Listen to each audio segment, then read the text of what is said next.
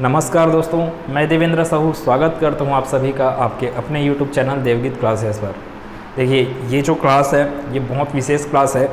क्योंकि मैं एक क्लास नंबर 26 में साधारण ब्याज और चक्रवृद्धि ब्याज का जब मैं क्लास ले रहा था तो वहाँ पे उसका लॉन्ग मेथड बताया और शॉर्टकट मेथड बताने भूल गया था मैं। ठीक है, तो उसी को एक स्टूडेंट है प्रियंका दास, उसने कमेंट किया कि इतना लंबा सॉल्यूशन कैसे करेंगे करके। अब मेरे भी दिमाग से निकल गया समय की कमी के कारण उस समय कि उसका शॉर्ट ट्रिक मेरे को बताना था और भूल गया उसको। तो प्रियंका दास ने मैसेज किया, तो फिर मैं यहाँ पे आपको फिर से उसी प्रश्नों को एक बार शॉर्ट ट्रिक से बता रहा हूँ। बहुत ही इंपॉर्टेंट प्रश्न है, इसलिए मैं अलग से इसका छोटा सा क्लास के रूप में आपके सामने इस प्रश्नों को लेके प्रस्तुत हुआ हूँ। ठीक है, तो देखिए प्रश्न क्या था, साधारण ब्याज पे आधारित था। ठीक है, और साधारण ब्याज पे ही ये लागू हो सकता है जो अभी मैं आपको अप्रोच बताने वाला हूँ। ध्यान दीजिए, पहले कॉन्सेप्ट समझते हैं। अगर कोई व्यक्ति 100 रुपये उधार लिया है किसी से, ध्यान से सुनिएगा, 100 रुपये उधार लिया है किसी से 5% की दर से। 100 रुपये उधार लिया उसने 5% की दर से, तो अगले साल टोटल कितना पैसा देगा वह व्यक्ति? 105 रुपये। सिंपल सी बात है, ध्यान से सुनते रहिए क्या क्या बोला जा रहा है। 100 रुपये क्या किया उसने? उधार लिया, तो ये क्या हो गया? उसका मूलधन हो गया। अगले साल वह कितना पैसा देगा? 105 रुपये। या उल्टा बोल लो, अगर 105 रुपये दे रहा है तो वो 105 रुपये क्या है? अंतिम में दिया गया पैसा है, मतलब कि वह क्या है? मिश्र धन है। ठीक, इतनी बात। 5 रुपये क्या हो गया? ब्याज हो गया। साधारण ब्याज चल रहा है, इसलिए सिर्फ क्या है? 5 रुपये ब्याज है। और अगले साल मान लो 1 साल में पैसा नहीं दे पाया, तो अगले साल वह क्या करता? 2 साल में अगर पैसा चुकता कर रहा है, पहले साल का 5 रुपये ब्याज, ये ब्याज चल रहा है 5 रुपये ब्याज, दूसरे साल फिर 5 रुपये ब्याज आएगा। साधारण ब्याज में ब्याज पे ब्याज थोड़ी लगता है, तो दूसरे साल भी क्या आएगा? 5 रुपये का ब्याज आएगा। मान लीजिए तीसरे साल क्या हो रहा है? फिर से 2 साल में नहीं दे पाया, तो फिर तीसरे साल क्या होगा? फिर से 5 रुपये ब्याज। अगर तीसरे साल में वह पैसा दे रहा है टोटल, तो अब कितना पैसा देगा वो? 100 रुपये तो मूलधन को भी लौटाएगा और 3 साल का ब्याज लौटाएगा। 3 साल का ब्याज कितना है? 5 रुपये, 5 रुपये, 5 रुपये, तो कितना हो गया टोटल? 115 रुपये। 115 रुपये वह क्या करेगा? मिश्र धन के रूप में वापस लौटाएगा, जिससे वह लिया था पैसा। समझ में क्या आया कि ब्याज कितना लग गया उसको? 3 साल का 5 रुपये। कैसे पता चला ब्याज कैसे लगा है करके? 1 साल का इंटरेस्ट कितना है? 5%। ठीक है, तो आप डायरेक्ट कर सकते हो कि 3 साल का इंटरेस्ट कितना हो जाएगा? 3 पंचे 15%। 15% किसका? 15% किसका? मूलधन का 15%। मूलधन 100 है, तो 100 का 15% क्या होगा? 15 रुपये। तो 15 रुपये ब्याज प्लस मूलधन आपका क्या दे देगा? आपको मिश्र धन दे देगा, मतलब कि वह पैसा लौटाएगा कितना? 115 रुपये लौटाएगा। अब थोड़ा ध्यान से सुनने वाली बात यह है कि मान लो मेरे को मूलधन नहीं पता है, मूलधन नहीं पता है, ध्यान से सुनिएगा, मूलधन नहीं पता है मेरे को, एक सामान लिया मैं। ठीक है, मूलधन अगर मेरे को नहीं पता है और वही आपको निकालने बोलेगा, जैसे ही इस प्रश्न में बोला गया। ठीक, एक से है। अब प्रश्न में ये बोला कि उस मूलधन पर 3 साल का ब्याज कितना लगा है? 15 रुपये। एकदम ध्यान से, 3 साल का ब्याज कितना लगा है? 15 रुपये। और लास्ट में वह पैसा कितना देता है? बोल रहा है लास्ट में वह पैसा देता है कितना? 115 रुपये। इतना दिया आपको प्रश्न में, जैसे यहाँ पे दिया गया है। ठीक है, 3 साल में वह पैसा देगा कितना? 115 रुपये। मूलधन क्या होगा? ठीक है, मूलधन के क्या होगा? 115 रुपये देता है और ब्याज कितना लगा है? उसको 15 रुपये का ब्याज लगा है करके। अब आपको पूछेगा मूलधन क्या है करके, तो कैसे किया जाए मूलधन निकालने के लिए? क्या होगा? आप मिश्र धन कितना है? 115, और 3 साल का ब्याज कितना हुआ है यहाँ पे? 15 रुपये। तो 15 रुपये 3 साल का ब्याज, तो 1 साल का ब्याज क्या हो जाएगा? 15/3, तो 1 साल का ब्याज मिल गया आपको 5 रुपये। यहाँ पे सोच रहे हो ना आप, अब यहाँ पे पहुँच गए हो, 5 रुपये ब्याज हुआ है, तो मैं सोचूंगा 1 साल पीछे निकल लेता हूँ और 115 रुपये से 1 साल पीछे निकल लेता हूँ, तब मेरे पास 5 रुपये का कमी हो जाएगा ब्याज में। मतलब कि यहाँ पे क्या आएगा आपका 110 रुपये। फिर 1 साल पीछे निकल लेता हूँ मैं, तो फिर 5 रुपये ब्याज का कमी। ठीक है, तो यहाँ पे क्या आ जाएगा आपका 105 रुपये। अब फिर मेरे को वापस मूलधन में पहुँचना है, वापस मेरे को मूलधन में पहुँचना है, तो फिर क्या करूँगा मैं 5 रुपये का और कमी कर दूँगा। मतलब मेरे को मूलधन का मान मिल जाएगा। कैसे मूलधन का मान मिलेगा, ध्यान दीजिए। आपको कितना पैसा दिया है, वो मान लो कितना पैसा दिया है, 3 साल का पैसा दिया है। 3 साल का पैसा कितना दिया, 15 रुपये। लास्ट में आपको कितना चुकता करना पड़ रहा है, 115 रुपये। तो आप क्या कीजिए, डायरेक्ट 115 में से 15 को घटा दीजिए। 115 में से 15 को घटा दीजिए, क्या मिल जाएगा आपको, मूलधन मिल जाएगा। 3 साल में मिश्र धन बना है आपका 115, मूलधन चाहिए तो 3 पंचे 15, 55 रुपये का ब्याज है, उसको क्या कर दीजिए, घटा दीजिए। ठीक है, अब उसी आधार पर मैं इस प्रश्न को बता रहा हूँ, एकदम अच्छे से ध्यान से सुनते रहिएगा। देखिए ये इम्पॉर्टेंट टाइप का प्रश्न है। मेरे से बहुत बड़ा गलती हुआ ये चीज़ कि मैं वहाँ पे भूल गया, कैसे दिमाग से निकल गया मेरे को नहीं पता है। अब स्टूडेंट है जो मतलब वहाँ पे मैसेज की तो मेरे को दिमाग में आया, फिर इसलिए आपके लिए एक विशेष क्लास के तौर पे इसको दे रहा हूँ, क्योंकि ये इम्पोर्टेंट प्रश्न है। तो उस स्टूडेंट का बहुत ज़्यादा धन्यवाद, क्योंकि उसने मेरे को ये सब चीज़ के बारे में इन्फॉर्मेशन दिया। ठीक है, अब देखो क्या चीज़ है, एक निश्चित धनराशि 2 वर्ष में 704 रुपये। ध्यान दीजिएगा, अब कुछ भी नहीं लिखा है, साधारण ब्याज नहीं लिखा है, चक्रवृद्धि ब्याज नहीं लिखा है। अक्सर वो लिख के ही देगा, मान लो नहीं लिख के दिया है तो इसका मतलब क्या है, वह साधारण ब्याज है। ठीक है, अब 2 वर्ष में क्या हो रहा है, 704 रुपये।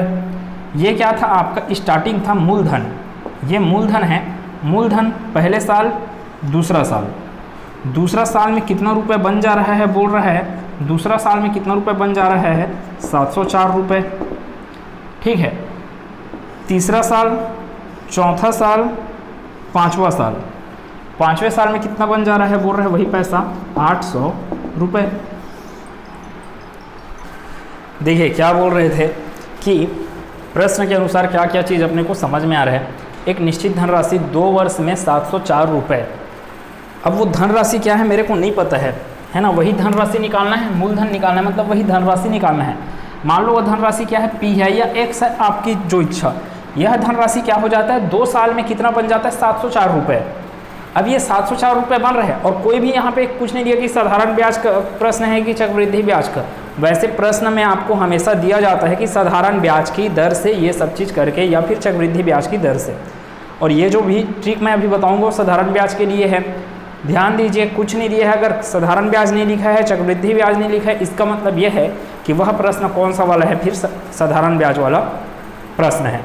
ठीक है, क्या बोला गया प्रश्न में कि जो धनराशि था, मान लो धनराशि P था, वो क्या हुआ है 2 वर्ष में, ये पहला वर्ष और ये दूसरा वर्ष। दूसरे वर्ष में कितना रुपये बन जा रहा है, 704 रुपये।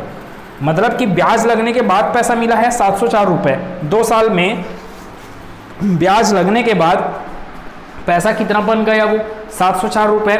जबकि 5 वर्ष में, अब 5 वर्ष में बोलने के बाद ध्यान दीजिए, 5 वर्ष बोला गया तो आगे सिर्फ 3 वर्ष आएगा, आगे 5 वर्ष नहीं।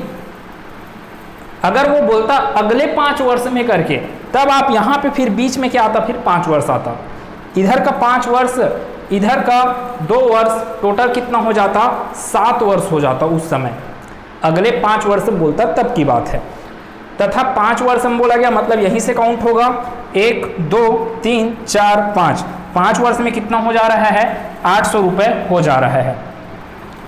अब साधारण ब्याज का क्वेश्चन है, तो पहले साल जितना ब्याज लगेगा, दूसरे साल भी उतना ब्याज लगेगा, तीसरे साल भी उतना ब्याज लगेगा, चौथे साल भी और 5वें साल भी उतना ब्याज लगेगा। आपको इस 704 और इस 800 रुपये के बीच में कितने साल का गैप दिख रहा है, 1 2 3 साल का गैप दिख रहा है ना। 2 साल और 5 साल के बीच में कितने साल का गैप, 3 साल। तो क्या क्या चीज़ समझ में आया, ध्यान दीजिएगा। 704 रुपये 800 रुपये बना है, 704 रुपये बना 800 रुपये कितने साल में, 3 साल में बना। तो 800 माइनस क्या कर दो, 704, तो 3 साल 3 साल में कितना पैसा आपके पास इकट्ठा हुआ एक्स्ट्रा, 704 से 800 रुपये कितना एक्स्ट्रा इकट्ठा कर लिए आप, 96 रुपये एक्स्ट्रा इकट्ठा कर लिए। वही 96 रुपये क्या है, ब्याज है। कितने साल में, 3 साल में। तो 1 साल का ब्याज क्या हो जाएगा, यहाँ से 1 साल का ब्याज हो जाएगा आपके पास 96/3, 96/3 मतलब कि 32 रुपये। 32 रुपये 1 साल का ब्याज, ध्यान दीजिए 32 रुपये 1 साल का ब्याज। तो यहाँ पर क्या है दिख रहा है, 704 रुपये जो दिख रहा है, 704 से -32 और एक बार -32, तो आपको क्या मिल जाएगा, फिर मूलधन मिल जाएगा। शॉर्ट ट्रिक समझ में आया क्या, ध्यान दीजिए। 704 में क्या चीज़ को घटाऊं, एक बार 32 फिर एक बार 32, 32 कितना होता है, 64 होता है। तो 704 में से किसको घटा दो, 64 को घटा दो, अपने पास आंसर कितना मिल जाएगा, 10 में 6 गया कितना, 4, मतलब कि 640 रुपये आपके पास आंसर आ जाएगा।